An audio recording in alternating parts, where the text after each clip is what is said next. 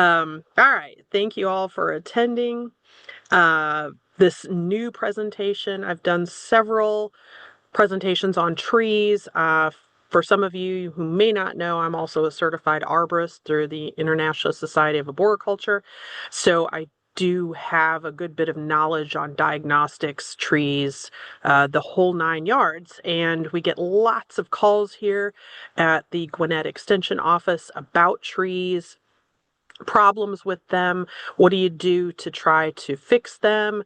And there's a lot of things that homeowners or business owners can do on the front end to prevent any of these things from happening. So that's what this presentation is about, how not to kill your tree. So we're going to talk about all the bad things that people have probably heard in the past and thought that was a good idea to do for their tree. But you're going to learn the bad and the good, and then we'll go a little bit more in depth on each of them. As always, the slide deck is totally available to you for your educational purposes. I am happy to provide that. So at the very end, the very last slide, we'll have my contact information, and you can reach out there if you would like, and I'm happy to send that to you. If you have questions, I've disabled the, so basically you're muted. You can't talk. So if you have questions, feel free to go ahead and drop those in the chat box. I am happy to answer specific questions about your trees, or questions about the presentation, if you have specifics about what you're seeing here. So let's go ahead and get started. All right, so the power of trees. Trees are awesome. I mean, we all like to sit under one when it's hot outside. It definitely cools the temperature a bit, makes it a lot more tolerable, I think, during our hot Georgia summers. And if you're not from Georgia, thanks for attending. And I'm sure you're getting some hot weather too in the summer. So it's probably something that you have just taken for granted of. But really, let's take a look. So trees are pretty powerful. This is why when we look at deforestation, and if you attended my erosion control webinar on Thursday of last week, we talked a little bit about the Dominican Republic and Haiti. So that's an excellent example. Haiti has deforested, for lack of a better word. They're almost the entire section of their island. They only have about 2% tree cover at this point, and that has caused all sorts of climate issues because they've removed so many. This is why. So you can see a typical tree is going to produce about 160 pounds of oxygen each year. So basically 2 trees can supply 1 person's oxygen for a whole year. The average city tree, that's going to be your poor trees that are planted in tree boxes along the streets. They can remove 13 to 48 pounds of carbon dioxide per year from the air. So think about all the cars going past and that. And then tree canopies are obviously going to reduce erosion. We talked about that last week in that erosion webinar, and that'll be up on our Metro Master Gardener YouTube channel. And by reducing the impact of raindrops, as much, and runoff, of course, as much as 31%, which is an awful lot. And trees actually increase property values. So how many of you going out looking for a new home have preferred a home with a tiny little recently planted tree in the front yard versus a beautiful established tree that might be 20 years old? I think I know the answer to that. I'm going to say the established tree. It's got a lot more value and it adds value to the home. Trees produce habitat for all sorts of wildlife, pollinators, nectar, fruits, all of that, and for humans. Pecan trees, any of the nut trees, all of that. And they also supply lumber. They're very important commodity.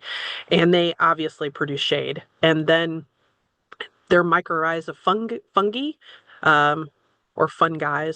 Sometimes I like to say that. They're going to replenish the topsoil. All those leaves that drop off here from those deciduous trees, those break down and add back to the organic matter. And some will also fix nitrogen. So this one I'm not going to spend a ton of time on, but this is a good one to go back and look at. So if you're interested, you can take a look at that. We'll kind of take a glance. These are things that will kill your tree in that I've highlighted in bold.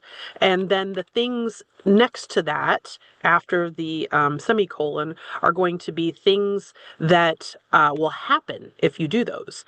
So if you top your tree, and I've seen this driving in the morning, you think you're doing a good thing because it's getting close to the wires overhead or something like that. No, the tree suddenly is like, I'm going to die. I need to put out some branches and some leaves to try to save myself. So all those little branches that you see popping out at the top of those cut off larger branches, those are called epicormic shoots. Some people call them suckers, that kind of thing. That's the tree going, I'm going to die. I'm trying to save myself. And it's weak. It's very weak wood. Leaving a codominant leader. That's the fancy way of saying if you've got a forked tree, forked trees, as they get bigger and grow, those two halves grow together, but they still have the bark in the middle. So when you get a storm or something that comes through with high winds, that tree is going to do this. And then what happens? That's a weak area. You might get one that peels off and boom, you've lost half your tree. Way better to either one, not plant those, or two, as they're younger, remove one of those halves. Plant close to a house or an obstacle like your tree. A lot of people like planting right up next to the house on the foundation. Not good. Don't do it. Not only is that stressful for the tree because it can't put a root system out, it's bad for your foundation. So just don't do it. Um, let's see what else. Leaving stubs when pruning. So if you don't prune correctly and you have these big dead pieces that are like this, that promotes dead wood, and they can get infected with fungi, bacteria. You can get insects in there, causes decay. Leaving crossing branches. So if you've got crossing branches and they're rubbing, that's going to rub the bark off and have an open wound for insects or something else to get in. Ignoring pests, diseases, nutrient deficiencies. It's just like an immune system. If you ignore your health, what happens? It goes into decline. Same thing with a tree. Nailing or attaching items to a tree, yeah, that's going to damage the bark. That might girdle it if you put something around it like a chain or a fence. Coat pruning cuts with paint sealer, don't do it. There's plenty of research out there now that says that's not a good idea. It basically traps in disease and seals things in there and it promotes decay. So leave it on the shelf if you've already got it. Don't buy it if you haven't. Cutting branches flush with the trunk. We've all seen that. It's a bad pruning cut. You cut into what we call the bark collar or the branch collar. Sorry, not bark, branch collar of the tree. And that's actually the area that will heal itself after that pruning cut. So you always want to take a look for that little collar that goes around the base of that branch and then move out about an inch from that. That's where you want to cut. Damaging roots in the trunk with lawn equipment. Got to be careful, folks. Anytime you damage a tree going more than 50% by dinging it or banging it or knocking bark off, all of that, it's going to go into decline and die. And a lot of the damage is done when these trees are little. By the time they reach a more sizable shape and where you're starting to really thoroughly enjoy them, that's when they start to go into decline because they don't have as vigorous an immune system. Spraying herbicides on turf and overspraying trees or not watering it in. A couple years ago, during a dry spell, we had a lot of trees that were showing herbicide damage because folks were not watering those lawn chemicals in. So they sat on the root system, and without any rain, half the root system was impacted. And so we had some really unhappy people who, when I had to let them know, hey, half your tree is going to be dead because it's been impacted by herbicides, and they didn't understand why, and I had to explain to them, they were not very happy. Cutting through the roots when digging trenches. So this is avoidable. You have to talk with the city or the county before they do these kinds of things. There are plans. You can go under. You can start the process if you know a year or two ahead of time that they're going to be doing these things, and do minor root pruning, and then that causes the tree to send out new, different roots. There are things to be done. So if you have questions, you can always reach out. Encouraging rot and hindering growth by wrapping your trees. This is a favorite thing for people to do after you've put a new tree out. There are reasons why you do. If you have a lot of deer in the area and they're rubbing on the bark, that's one. There's others, but you can't keep it on there for very long because it'll keep that moisture close by, encouraging rot. Staking your tree, it's okay up to about a year and a half, but it's better just to not do it. So there's reasons why you would, and we'll go into those. But honestly, after that time, it starts the supports start growing into the tree, so not good. Piling mulch can encourage rodents and bark rot, because that part of the tree, the bark on there, not meant to be covered with anything. It's meant to be open to the air. So you can get additional root growth, not good. And you can get rodent damage as they use the mulch to get up and feed on the bark. Preventing water and nutrients from reaching the soil by putting plastic down. It may seem like it's a good idea. Use landscape fabric if you're going to do it. It's porous. Plastic sheeting isn't. There's a lot of roots down there. And you may be thinking that you're going to put mulch over there and it's all good. But in reality, you're actually choking out your tree. You're killing it because you're not providing any roots or water or nutrients to it. All right, moving into bald and burlap trees or trees that you're planting. All of those, there's 3 of them there. Make sure you're removing whatever comes around that root ball. Is it a plastic pot? Get rid of it. Check it for roots that are circling. Clip those. If it's a bald and burlapped tree, smaller ones may not have a cage around it, a metal cage. Larger ones do. Clip the cage. I get it. You're probably using some type of heavy equipment to get it in the hole, but work with them. Clip that because it'll girdle the roots, it'll girdle the tree, and your investment, which could be a couple $1,000s, is going to go down the drain. Treat them right on the front end. And any type of burlap, cut it. You don't know if it's synthetic or if it's real. A lot of times they use synthetic these days, so don't even chance it. And then digging a planting hole too narrow and putting all sorts of good soil in there. People think they're helping their tree. They're not, because what's going to happen is those roots will just encircle that hole, enjoying that lovely compost you've put in there, and it doesn't take a foray out into the tougher soil that it's dealing with. So definitely don't really amend the soil too much. You want to loosen that soil up 3 times larger than your hole. That'll make it easier for the roots to grow into it, but that's going to give you the best chance of having a healthy tree. And then drowning the roots by over irrigating your lawn or the tree. Sometimes we kill them with kindness. There are rules for how much water a tree needs. Again, we'll cover that. But this is like the down and dirty list of how you would kill a tree and what you're not. So a good synopsis, but we're going to go into more. So selecting a tree. Obviously, there's things you want to do. What's your purpose? Is it a subdivision tree for your front yard? Shade? Do you need privacy? Are you looking for something that provides some food for wildlife? Do you want pretty autumn color? So kind of keep that into mind. And we've got all sorts of help for you here. So you can always reach out to your local extension office for suggestions. Know the final size. That happens a lot. You get a new home, the developer gets a deal on a bunch of trees. They don't care what they are. You have a tiny little 2/10 of an acre front. Your whole lot might be 2/10 of an acre, a little cluster home, and they have stuck they put a white oak in your front yard or something bigger, something that's going to get 100 feet tall. That doesn't work. So make sure you identify what you have and then replace it if you can.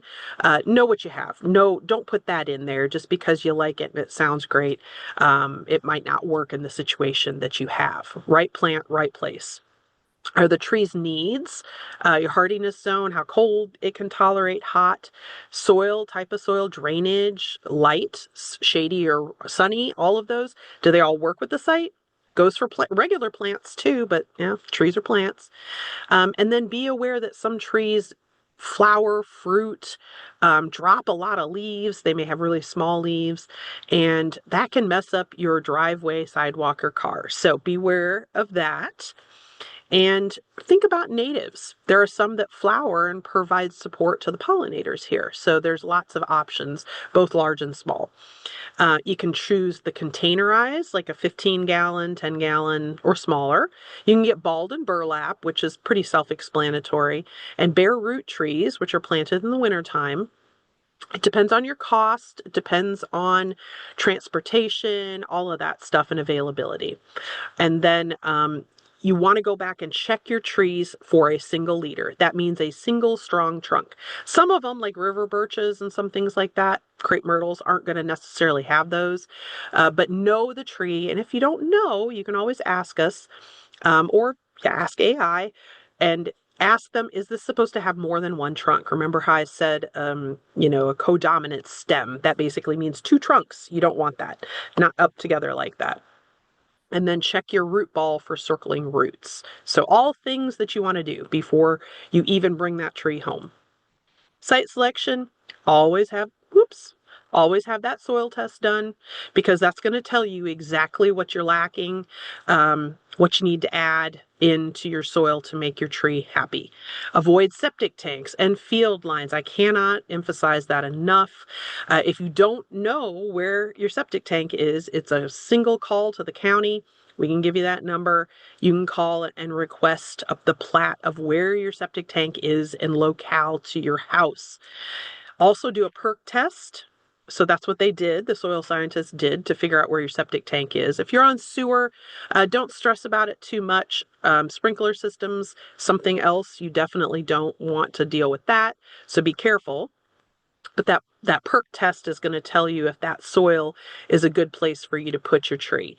If it's in a low area and it holds a lot of water, probably not where you want to put your tree, unless it's one of those that can tolerate a very wet area. There are a few.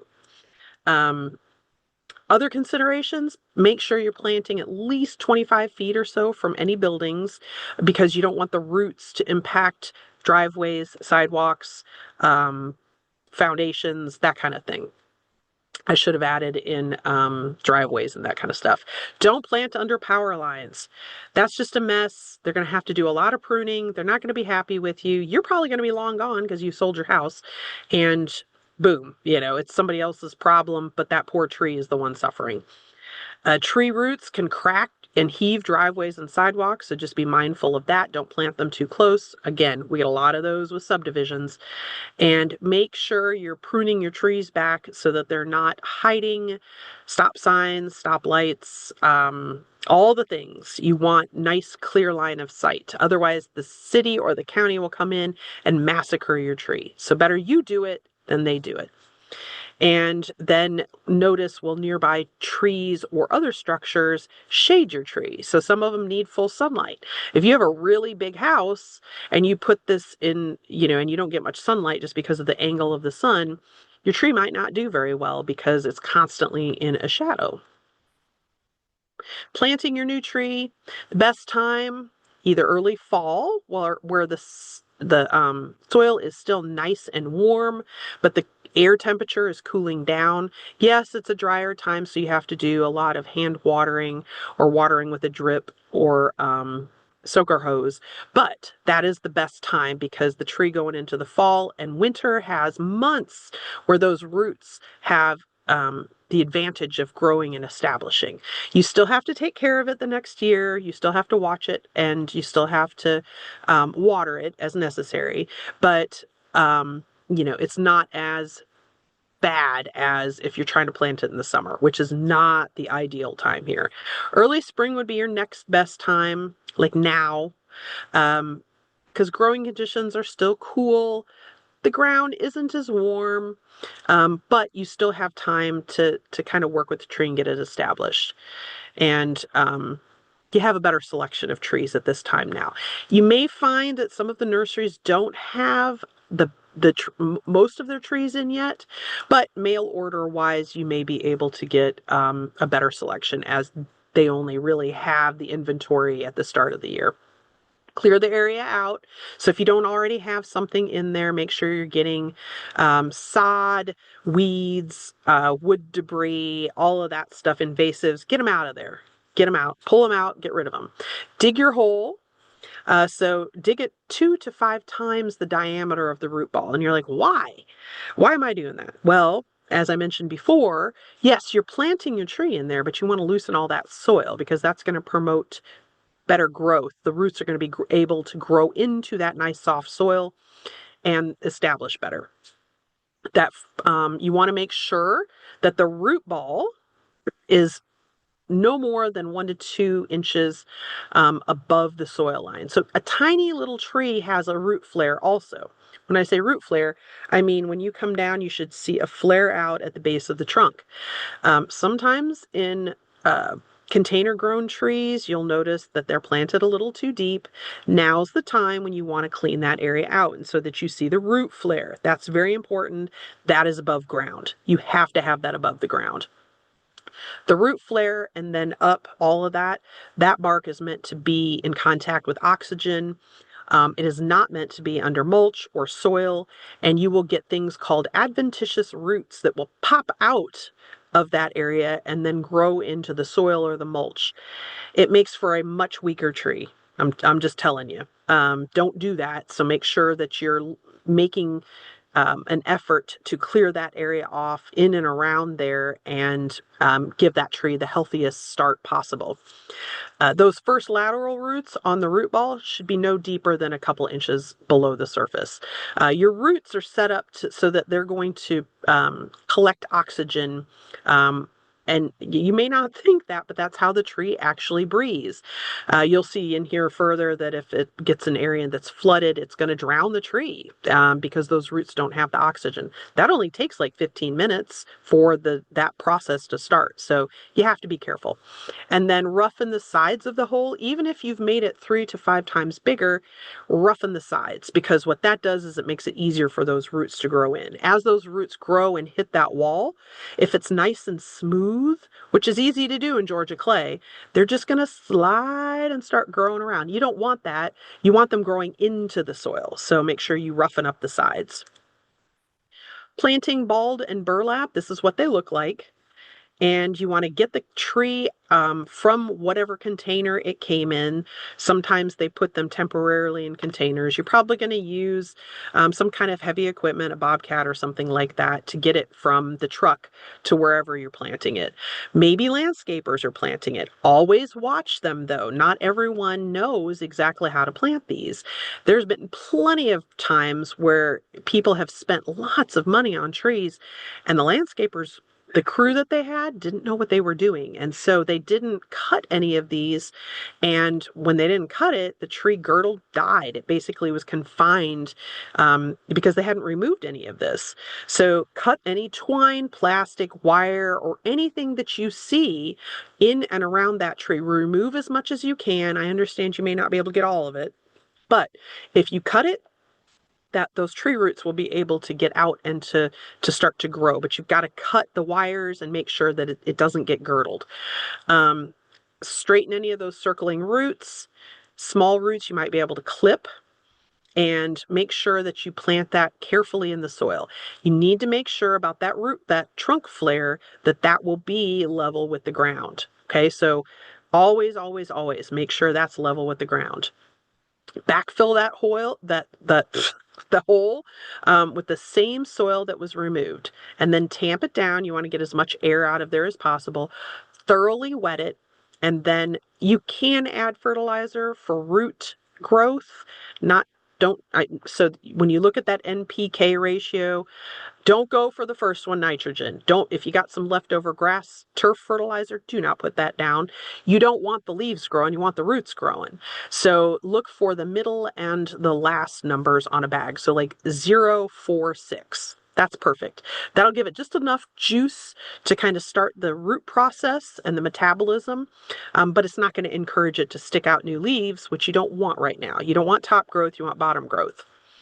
And you might want to put a temporary berm around the drip line of the tree to hold water, especially if you're on a hillside. Um, Obviously, you want water retained in and around there. And if you don't have a drip line, yeah, you need to actually think about putting a tree bag or something else out there too. It might be a little too difficult to hand water. All right, planting bare root trees. So you're going to plant these immediately after you get them, or wrap them in a damp like newspaper. That's hard to get anymore though, right? Or you can have a bucket and you can put the roots in there temporarily to soak them for a bit. You're going to store it in a cool, dry place up to a week, give or take. Not too long though. You just want to keep those roots moist. You can put a towel, an old dirty towel around them too.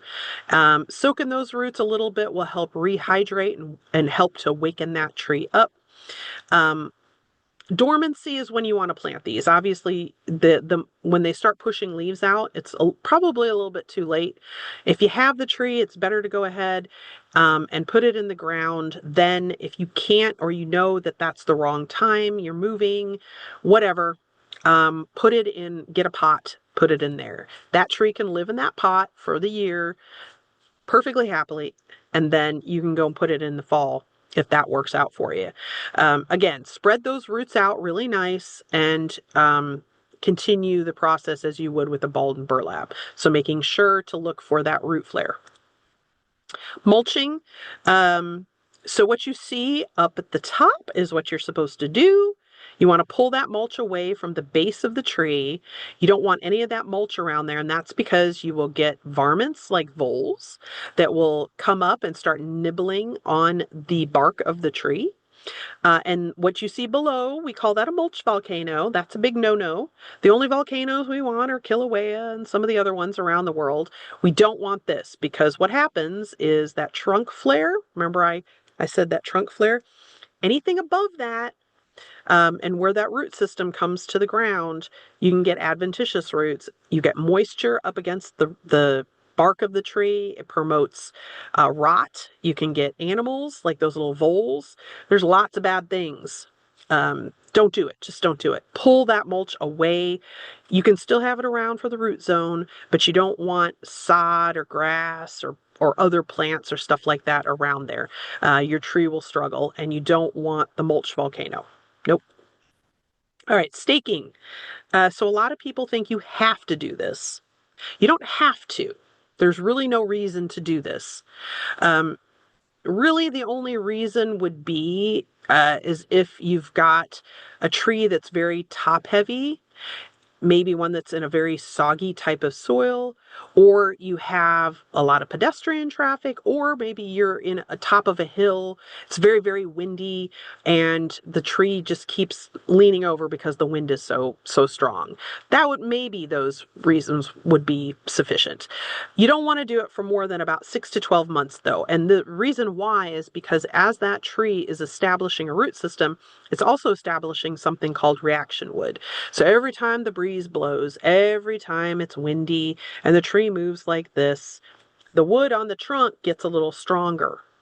And when you put guy wires on or you brace it, that prevents that from happening. So by bracing it, you actually have a weaker tree than you do if you were to leave it alone. Who knew, right? So when you're doing that, you can see that top picture tells you how to do that properly. And there are a lot of videos out on the internet for ways that you can go and just watch that. And if you need to, it will tell you how to properly do that. You don't want to use wire directly on the trunk. You need to use something like garden hose pieces. Here you see some canvas loops. They make stuff for this. You can get it. But you want to prevent girdling, so you need to remove it quickly. That's why only 6 to 12 months. And it needs to be soft enough that it's not going to cause damage to the trunk. Pruning. So this is done wrong so many ways. So timing, prune your conifers or your evergreens, pines, that kind of stuff, late summer or fall.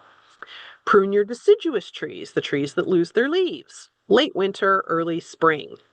If they're flowering, try to do it after they're done flowering.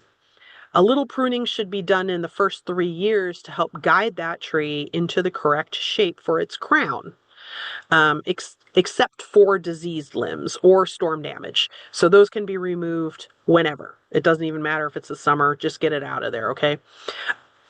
I also mentioned the double leader, the codominant stems.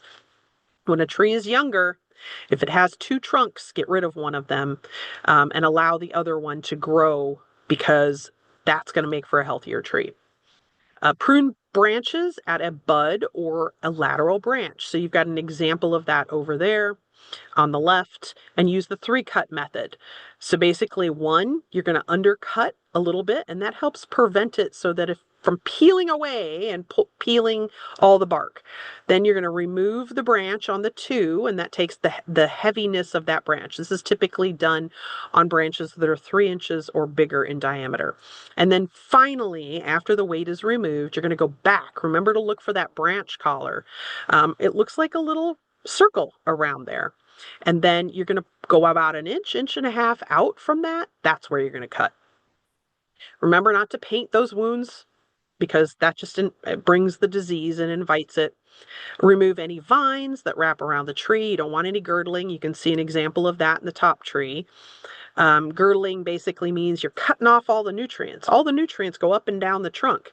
Your water, all the elements that the tree needs, the sugars, everything. And if you put something, think about it, if you put a string around your finger and you just kept pulling, all the blood is going to stay in your finger, right? You cut the circulation off. Same thing here, that you're cutting the circulation off of the tree. Never top a tree. Remember those suckers, epicormic sprouts, water sprouts that I was talking about? That's what happens here. So somebody's come in and topped that tree. Next summer, as it's starting to leaf out, and you can see a little bit of it leafing out there, all those branches, that tree is crying. It's like, I'm dying. I'm trying to send out some shoots with leaves so that I can photosynthesize and make some food. I'm going to die. Don't do that, please. Remember, you can only ever really take about 20%, 18 to 20% of a crown, or all the leafy stuff up there, out of a tree in any one given year. And really, you should wait. The older a tree gets, you should wait a couple years in between removing more. It's never a good idea to do that. And the same thing goes for the root system, because you're cutting off its ability to make food. Opening a tree center up, so like peach trees, for instance, they're a bowl cut. They remove a lot of the vegetation and branches in the middle, and that helps allow for airflow to prevent disease. And then pruning freeze damage too soon, we may see that this year. This happened about 4 years ago, where we had a deep freeze like we did, and then we had a very late freeze after plants started to leaf out. I had several people that reached out to me, and some of them I was able to talk off the ledge, like wait until May at least, because the plant's having to push a second set of leaves out. But a couple of them I found took out some really nice Japanese maples and some other stuff that likely were still alive. If you're curious and you don't know, do the scratch test. Go up and find what looks to be a piece of branch without larger bark on it and scratch it. If there's green underneath, it's still alive. Give it a little bit more time. Tree roots, you can see here we've got a good example of what a tree underground looks like. So many people think, that there's a big taproot, and really trees don't have that. They grow out laterally. They don't really grow deep. Some kind of do, but for the most part, all the roots are out. So you can see here, there is a taproot, but it's not very deep. Here in Georgia, we don't have a lot of topsoil. So you're really only going to find maybe the top 12 to 18 inches of soil is going to be where that tree is growing. And really, it's probably more the top 8 to 4 to 2 inches. So you can see the heart roots, you can see lateral roots extending, sinker roots, which go down here and there, and then the fine feeder roots, which are going to be out even past the drip line. I'll explain the drip line, but basically you have the canopy of the tree and you have the trunk. Wherever that canopy extends out, that's considered the drip line. Okay, so you've got structural roots underneath, and there are some feeder roots there, but a lot of those actually go even further out past the edge of the drip line. So we encourage people to do a light mulch underneath the drip line to the tree, and that helps produce or protect the roots from lawn equipment and other stuff like that. But and also consequently from herbicide treatments because there's a lot of competition with grass. But also keep in mind that those roots they go way further out, and the older the tree is and the bigger it is, that root system is going to extend so much further out. So um, just keep that in mind when you're thinking about your landscape trees and where they can be. You can see an actual tree down below. That's done by erosion, but you can see the root system. You see a good example of the structural roots, and then you can see some as the feeder roots as they extend even further out. So just be very careful, folks. If you put herbicide out on your lawn, poor trees can take that up if you don't flush that out very well. So, and also keep in mind that a lot of times turf is much better at getting fertilizer out, and your poor trees don't get near what you think they are. You think, oh, well, I'm fertilizing the grass. And a lot of times you're only putting a lot of nitrogen out there, and the trees need more. So if you've got some good trees, maybe some pecan trees, or maybe you've got blueberries or something around the edge of your yard, do a soil test periodically so that you make sure they're getting what they need. All right, soil removal and compaction. A lot of times people don't really think about this. Maybe you're digging a hole for a septic tank, a new septic tank, and they're just taking the soil and dumping it all right at the base of the trees that you have right next to it. Um, that's not good because that's going to smother your tree roots. You you can also see soil compaction can be a problem. So if you're going to have something done on your property, maybe you're pouring a new driveway, maybe you're putting a new garage in, maybe you're buying and building a new house, make sure that they go and they put that orange, like you see down there at the bottom, that orange fencing to protect those trees so nobody parks on them, nobody rolls over them, nobody digs them, nobody clips them, all the things.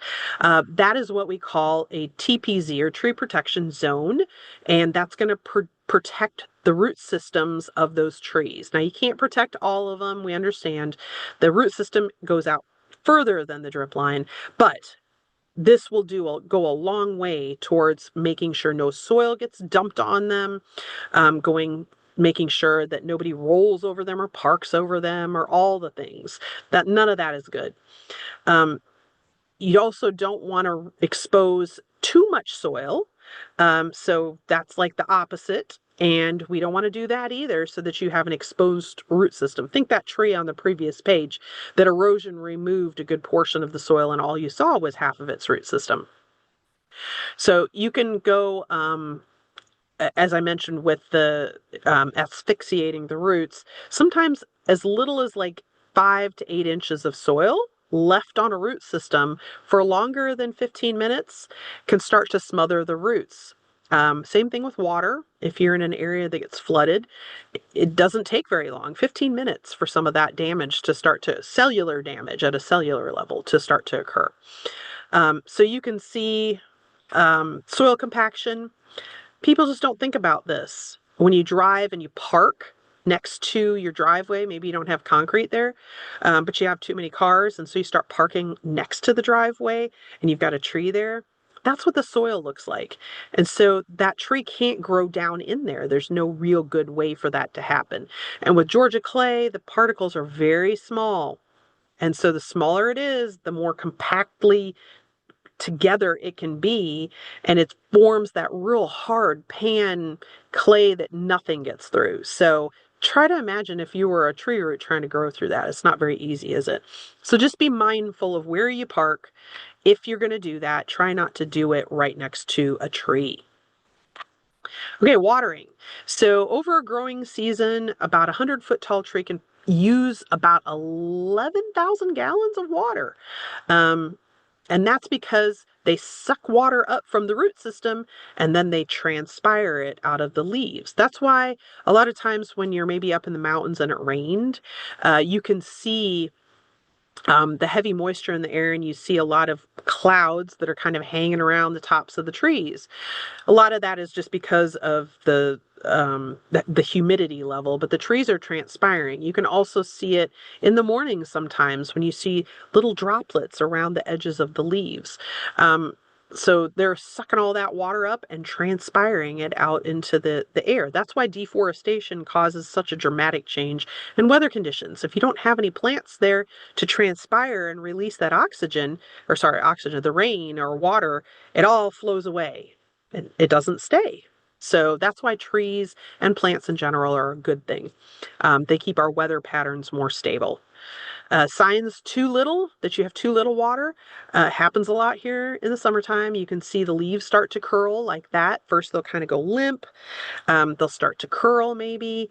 They'll change color. They look very dull. They're not a brilliant green anymore. And that's signs that the trees are dehydrated. And just like any other plant, you can go past a point of no return where there's not enough water and it can't survive, and then the tree dies. You'll get dieback of branches, maybe all the way down to a portion of the trunk. You may get suckers that grow up from the base. That may not actually be what that tree is. Just as an aside, the nursery industry uses sometimes a different root stock for certain types of plants, and they'll graft that tree, which is a clone of a particular tree, especially for interesting cultivars that maybe have neat fall color, maybe have fruit, things like that. They'll graft them onto a different root stock. So whatever is coming up from the roots may not be the original plant that you had. The tree conserved itself and saved its root system, but in the process, it lost everything down to basically the base or where the graft is joined with the other rootstock. When to water? Newly planted trees every day for about 2 to 3 weeks and then drop back to about once a week. A young tree is going to require about an inch to an inch and a half of rainfall or 10 gallons of water a week. There's ways of doing that. I think I've done an irrigation one. You can go check that out. You can use a drip hose. You can do a soaker hose, tree bags. There's all sorts of ways to do it. Just promise me you're not going to stand there with a hose and sprinkle it for 15 minutes and call it a day. Because unless you know that that's 10 gallons, that's not enough. And I have a lot of people that call and say, well, I stood there and watered it every day. Well, okay, how long did you hold the hose on it? I don't know, maybe 15, 20 minutes. Okay, how many trees were you watering? Well, I was watering 6 trees. That barely even wets that top layer, top quarter-inch layer of soil. And if you're in the middle of summer where the evaporation rate is double what it should be, like when it's 100 degrees outside, you're not giving your trees enough. You need to put a soaker hose on there, put some mulch over the top of the soaker hose, turn it on, and keep it on until you know for a fact that you've given that tree at least 10 gallons. You got a baby at that first year. It needs to soak into that top 12 inches and you need to keep it moist. You can get a moisture meter if you need to. Water after a freeze to make sure that you're thawing out that soil to help rehydrate plants. Excuse me. And if you see cracks like this down at the bottom, that vertical splitting, a couple reasons. One, it can be drought stressed. If it's been stressed and not gotten enough water and then it's tried to uptake water, it's easier seen in a lot of fleshier plants like tomatoes, for instance, but it's a sign of stress. The other one would be a rapid temperature drop.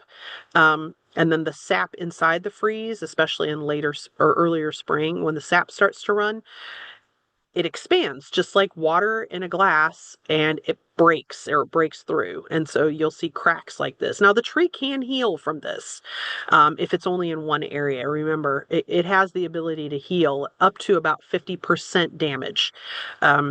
But anything more than that, and you start running into the wall of the tree doesn't have enough, its circulatory system, its up and down circulatory system has basically been damaged to the point where it can't recover. And at that point, you may need to consider, if it's a young tree, just remove it, put something else in. If it's an older established tree, you may actually have to do some life-saving measures. You may need to do a little bit more fertilization. You may need to water it a little more, do some pruning, that kind of thing. All right. When do you fertilize? So not before you get a soil test. Yeah. We get a lot of people that love their trees so much that they just dump so much stuff on them, and then they get unhappy, and then they come to us and they say, why is my tree unhappy? So we do a soil test. We're like, do a soil test, and we get the results back, and their levels are off the scale because they've dumped so much stuff on them. So before you go doing that, get a soil test. If the soil and the pH tests show that you were deficient, like we have a line, I should have put a picture of one up. There's a line that goes across in our soil test. If it's below the line, that means it's deficient. If it's above the line, that means you don't need to put anything in there. So only do that if there's a deficiency. And the lab is kind enough to give you recommendations for the plant and what you need to do, what type of fertilizer or lime you need to do to make it healthy again. So that's probably the best thing to do here. Also, if topsoil has been removed during construction, which happens, and they've gone back and put a tree in there, there's not much there. Mineral soil is okay, but it only to a certain point. You may need to put some micronutrient fertilizer. Most plants are going to need about 13 different elements, some a few more. But generally, there's something called macronutrients, or nutrients that a plant needs a lot of, secondary macronutrients, and then micronutrients, where plants don't need a lot of them, but they still need them to be present. So you can purchase fertilizer that's strictly micronutrient. You can get some of that through organic means. Always check the back of the bag or bottle to make sure that you're getting what you need. Plants will express nutrient deficiencies in different ways. You may get colors in leaves, browns, yellows, weird veiny patterns, things like that. They all tell the tale of what's going on with the plant and what it's deficient in. So you can always reach out to us with some pictures. We are happy to take a look at it and give you some options on what you need to do to make your tree or your plants happier. Adjusting soil pH. Here in Georgia, central Georgia, we tend to be 5.5 to 6.5. That's more on the acidic side. Most plants are happy up from like 6.2 to 6.8, 7 being neutral. We don't have a limestone base here, so we don't have limestone to buffer that pH and make it more alkaline or above. You're up in Tennessee or Kentucky or Indiana or some parts of the Midwest, you may see something more along the lines of 7.2 to 8.2, but we don't have that unless you're adding limestone. Slow release fertilizer is a good thing because it doesn't wash away. It gives the plant what it needs over time. It doesn't burn roots. Consider that. And when you're applying them, don't apply during drought. Okay, that's going to stress your plant out. Don't apply a nitrogen fertilizer late in winter. As I mentioned before, that pushes the plant to send out new green growth, and you don't want that going into dormancy. Same thing for grass. Don't do it. I know it looks great and it's pretty and all of that, but you don't want to do that. So leave the nitrogen off, go for something that's like a 0 and then an 8-12 or something like that. If you have to do some type of fertilizer, or a very low nitrogen, like 2 or something. Don't immediately apply fertilizer after a freeze. That can cause the plant to break dormancy.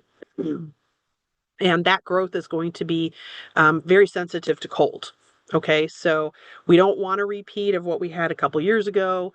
We had a lot, like I said, a late freeze. We had a lot of people remove plants that shouldn't have. They were just, taking their time because they had to create another whole set of leaves. Don't apply in late winter, early spring. Wait until you start seeing some green growth. Okay, That's just a good rule of thumb. Common disease and pests. So this is not an all-inclusive list, but this is just a few things that you might see. Leaf rust, you'll see spots, that's fungal diseases.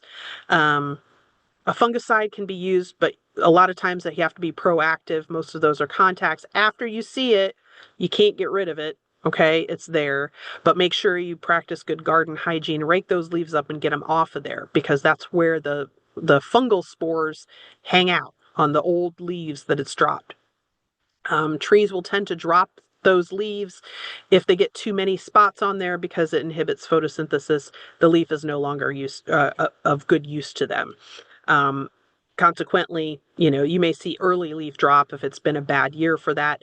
After mid-July, don't stress too much. That tree has already been able to photosynthesize enough and store enough sugars to last a winter, so it should be good.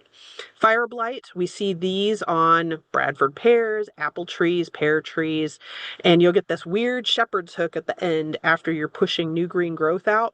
It's a bacterial disease, and you have to be careful when you prune it out. Make sure you're sterilizing in between cuts so you're not moving it.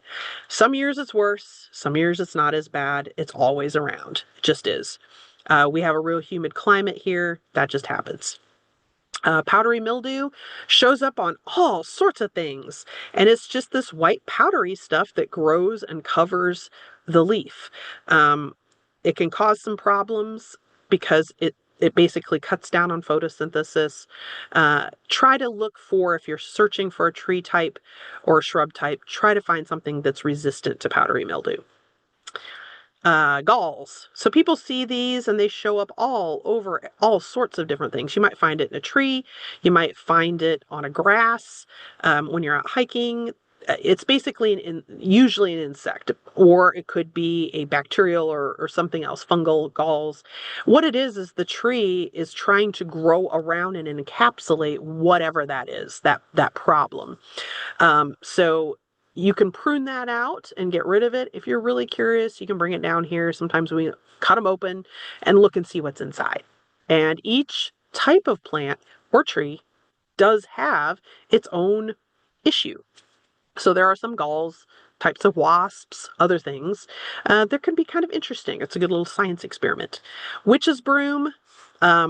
So you get these really weird little, it looks like a little broom that pops out on the branches like you see here. I've got the asterisks or the stars there because herbicide damage, particularly glyphosate or Roundup, can mimic this type of growth. You usually see it in shrubbery because, you're spraying down around on the ground and you get some drift onto small trees or shrubs.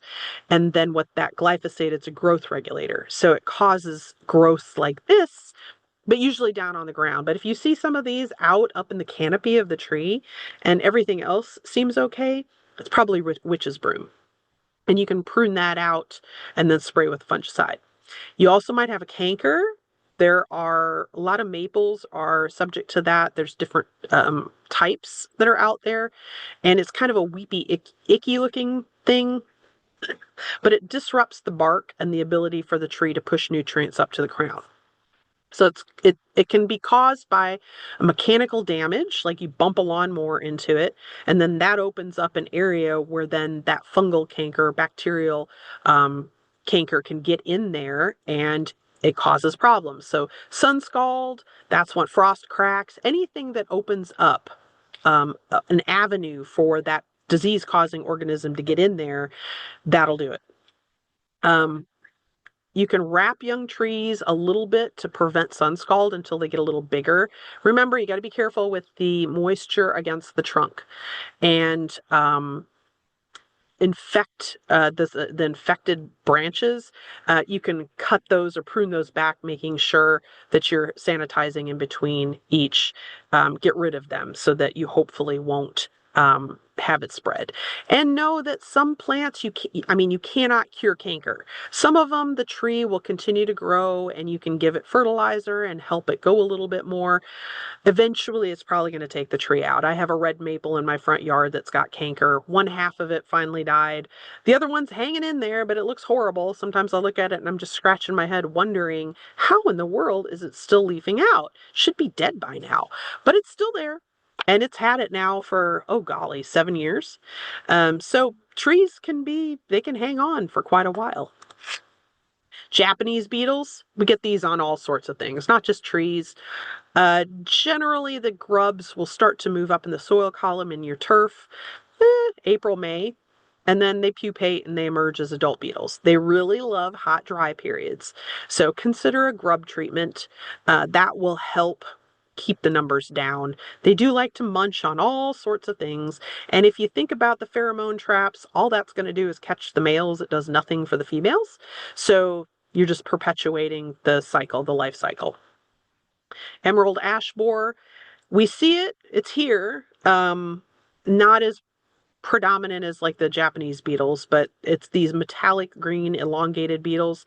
And if you have ash trees, it's going to be a problem. So if you see these D, look there next to where the word is, D-shaped holes. That's from the emerald ash borer. And you can treat, but you have to do it proactively. The grubs come out of there. They have all these galleries in there, and they basically girdled it from the inside, cutting off nutrients, and then the tree will die. Bagworm, so the one below, that's going to be where the caterpillar kind of hangs out until it's ready to pupate and emerge as an adult. And the larva can actually defoliate an entire tree. They're very efficient. So if you see those, just snip them and remove them, throw them away. And conclusions. So hopefully you've all learned some good stuff today about how to better take care of and choose your trees. But most tree problems, these are the take homes. Most of them completely preventable. So having the knowledge of how to better care for them, how to choose them better for wherever they're going, can help prevent problems down the road. Usually it's right plant, right place. In this case, right tree, right place, and the right care. Taking care of it from the start to make sure it's got a good start, and that tree will be very healthy and do well for you in the landscape. Always take care of the roots of that tree. No compaction, make sure it's got ample water, all of the things. You want to protect that root zone. If you don't, your tree will go into decline and eventually die. Okay? It's just a given. It can take 2 to 10 years. Some people have long since forgotten about the fact that the county came out and put a new sidewalk in and clipped half the roots, and then their tree died 3 years later, and it cost them $7,500 to remove, and they're mad. They're like, what killed my trees? My neighbor sprayed it. Nope. The county did, because they came out and they clipped your roots to put your new sidewalk in, and your tree eventually died from the lack of nutrients. So just think back usually 2 to 5 to even 10 years to see what it was that was probably the cause of the death. Avoiding common mistakes. Don't plant too deep. Don't top that tree. Don't do mulch volcanoing, and root damage. All preventable. Just don't do them. Trees are always going to send early warning signs. I don't expect everybody to know them, but if you notice a few things like some dieback in the crown, or maybe you've got a lot of damage around your trunk, or the tree's losing its leaves early in the year, earlier than it used to, those might be indications you've got issues. Give us a call. We can try to help you figure it out. Good pruning is purposeful pruning. Don't cut and leave these stumps. Have a reason for pruning. Maybe it's rubbing or hanging over your roof. That's a good reason, but do it smartly. Here's where a certified arborist can help you out. No, I don't do house calls. I just do diagnostics. But I can certainly put you in touch with the website for ISA that lists all the certified arborists and all the certifications. I do what I call triage. Yeah, I know. That's kind of cute, isn't it? But you come to me with issues and I help you figure out what you need. Maybe you have a dead tree near your house. In that case, you don't need an arborist. You need a tree company to come out and remove that tree. Maybe you've got a dead branch overhanging your house, but the rest of the tree is fine. Maybe it's got some weird signs that it's in decline. Then you might want a TRAQ qualified arborist, tree risk assessment qualification. Those folks can come out and rate your tree 1 to 5 on whether it needs to be removed due to risk. So lots of good things there, but I can help you navigate through what can seem a little uncomfortable because you don't want to get taken advantage of. Soil care, always make sure you're watering, taking care of organic matter, just like you would a prized dahlia or rosebush or anything else. Your trees deserve the same care. Your trees are long-term investments. They're probably going to be there long past when you move out of that house, but reducing or doing the proper cares, we're going to reduce any issues that may be there down the line. And remember, healthy trees don't happen by accident. You actually have to work at it, just like everything else in your landscape. So make sure you're caring for those trees the right way and giving them what they need. And then, maybe your backyard will look kind of like this. So that's basically it. Oops, got a little too excited there. It went away. So this is my contact information. And if you would like a copy of the slide deck, I am happy to share. So you can email me at that email address and I will send you a PDF with the slide deck.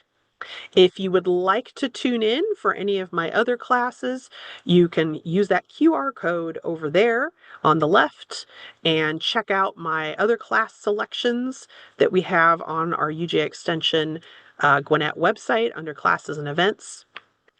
If you would like to check out some of my other previously recorded, I try to record everything. It all ends up on our Metro Master Gardener YouTube channel, which is down on the right. And I will see if there are any questions. All right, so what do you like? What do do with the size hole in the trunk? I think I cleaned out burnt wood and leaf debris to keep air circulation. Okay, so looking in the comments section, Jody asks, which she looks like a husky. So you can see this tree probably has trunk or heart rot, meaning that some type of rot got into the heartwood of that tree. Trees have an amazing ability to compartmentalize damage. So within 15 minutes of a branch ripping off due to storm damage or pruning cut or anything, that tree cellularly starts to wall off that damage until it's completely encased or compartmentalized from the rest of the tree. Okay, it wants to prevent rot, and it wants to prevent having any type of organism getting in there. Sometimes it doesn't get it quick enough, and you end up with rot. In this case, it sounds like a burnt area, so it might have been a lightning strike, which caused some damage in there, but the tree did wall it off. You can see it's nice and round around that entrance that the dog is hiding in, and so it is has successfully walled that damage off. However, having said that, the interior is probably hollow, and that means that tree is at risk. It's not nearly as strong as it should be. So keep that in mind. I don't know where that tree is located, if it's right next to your house, if it's far away in the backyard, but it can be more susceptible to storm damage because it does not have that internal structure to support it in a heavy windstorm. Okay, so that may be one where you would want to hire a tree risk assessment arborist, a TRAQ qualified arborist, to come out and give that tree a 1 to 5 scale. 1 meaning it's not very dangerous, 5 meaning you need to remove that thing yesterday, and have them give you an idea for that. So you can look those folks up on that ISA website. Let's see, I will put treesaregood.org. So treesaregood.org is where you would go to find those fine folks. I have 3 dogwood trees that I love but are showing decline in branches and bark. My tree guy said they're nearing the end of their life cycle, 40 years, and you've lived there 40 years. Is there anything I can do to extend their life? So yes, flowering dogwood, I'm guessing that's what you have. It's native to Georgia. It's an understory tree. If you keep them understory, they usually will live out their life cycle very happily. If you have them as a specimen tree in the middle of your yard and they're getting hot sun, their life cycle is probably going to be reduced because they're stressed out. They don't want to be in the hot sun. When the tree's nearing the end of its life cycle, there's not a lot you can do to prolong that. Some trees are very, very long lived, some are not. And this is one that really isn't. If you want to try to prolong it a little bit more, fertilization, making sure it's got sufficient water, pruning as necessary to remove dead branches. Eventually, it's going to pass. A lot of the droughts that we're having are really stressful on dogwoods, and so you can lose a lot of them in your landscape. And these, probably being near the end of their lifespan, would be probably the most classic case for losing a tree due to drought stress. So that would be what I would recommend. If we hit a dry spell, go out there and give them some water. Give them 5 or 10 gallons of water to kind of help them through. You don't necessarily need to give them fertilizer. Definitely nothing with a nitrogen component to it, but you can give it like a real low level, like 0.46 or something like that, and water. That would be the best thing. Oh, you're welcome. Let's see. My central leader died off. Should I remove the tree or just let it slide branches grow? Installed by the builder in 2020. So a 2020 tree, I don't know what size it was when the builder installed the tree. It might have been like a 10-gallon, 15-gallon tree. The leader died off. At this point, you don't have a lot invested in the tree. You really only have 6 years. So, and it also depends on what the tree is, how big the size of the lot is in relation to the tree, and what that tree's final size is expected to be. You only have 6 years in. I would say remove that tree and plant something new in its place that's suitable for the size of the area in which it's growing. So I'm guessing it's a front yard tree, but not knowing exactly what kind, I would probably go ahead and remove it and put something new in, because it's going to look bad. If it doesn't have a central leader, it's just going to look bad. So since this is a front yard tree, go ahead and just have it removed, get something new. That would be my advice. All right, does anybody else have any other questions? Yes, flowering dogwoods. Yeah, so if you would like a copy of the slide deck, grab my email, send it. I will try to get to it later this week. I've got a bunch of stuff coming up, so I will try to get this and the other one from last week on erosion up to the MetroMaster Gardener YouTube channel. Always on the move. But if you have questions, you can always reach out to me via email, not just for the slide deck, but you can hit me up with pictures. Pictures are always great. That gives me, I got to look at it. I have to lay eyes on it so I can figure out what's going on. But yeah, so that's basically it. Thank you all for attending. I appreciate you guys coming. Let me stop sharing here. And I hope you all have a good lunch. See you later.